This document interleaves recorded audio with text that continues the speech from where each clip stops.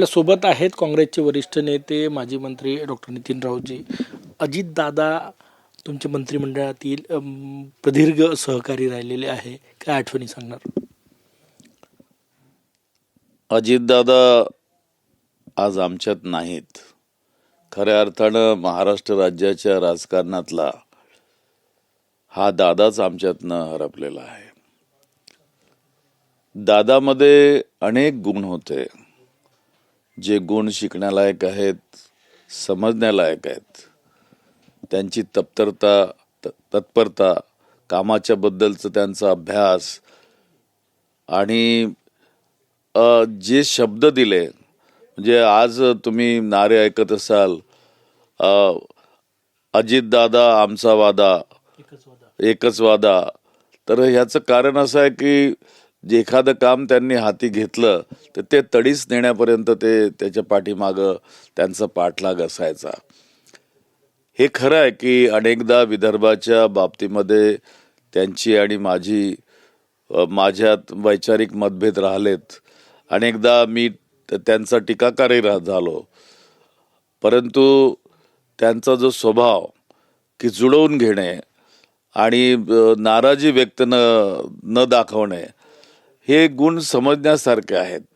म्हणजे एखाद्या वेळेला जर मी एखादं काम सांगितलं असेल की हे माझ्या एखाद्या कार्यकर्त्याचं काम आहे, ते दादा झालं पाहिजे, तर मग ते त्याला बरोबर ते करून द्यायचे. मंत्री असताना मला आठवतं की माझ्याकडे रोजगार हमी मंत्रालय होतं. ते राज्याचे उपमुख्यमंत्री होते आणि रोजगार हमीचं आयुक्तालय महाराष्ट्रात सुरू करायचं होतं नव्याने, कारण आयुक्तालय नव्हतं.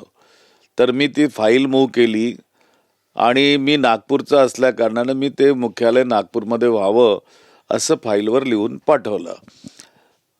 कॅबिनेटमध्ये आता तो विषय येणार मंजुरीसाठी.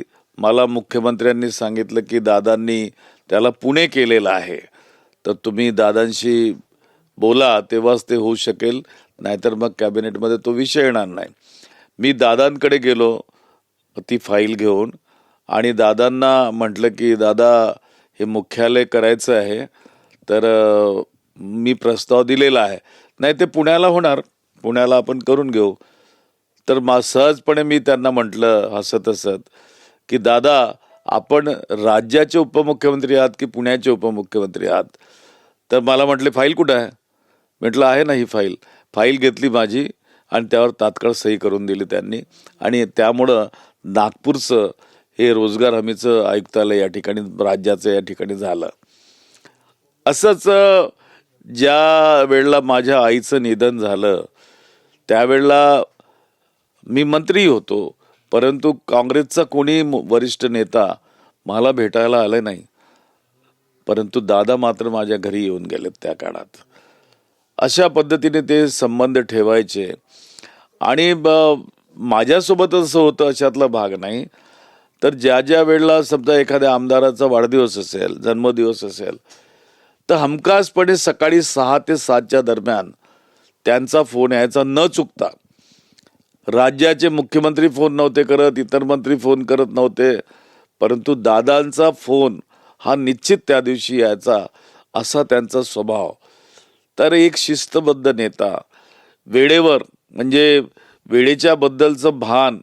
थोडीशी उशीर झाला तर एकदम म्हणायचे की ही काय वेळ आहे का, मी बसलोय वाट बघत.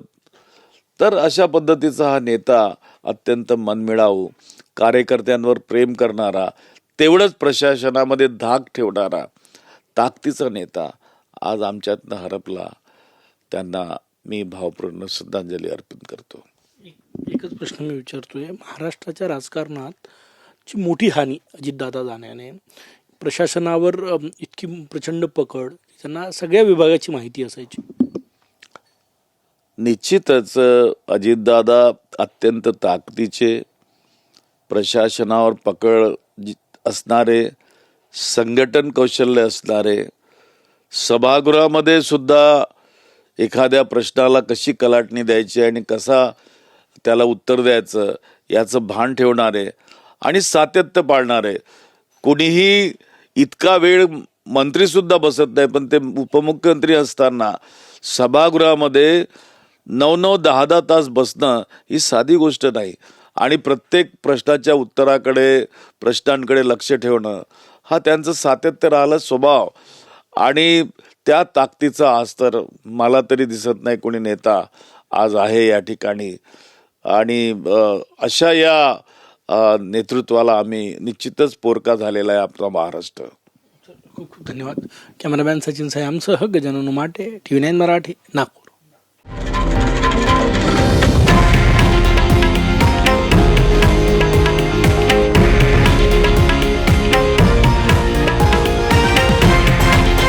हे आहे देशातील नंबर 1 न्यूज नेटवर्क आणि आपण पाहत आहात TV9 मराठी, एकमेव.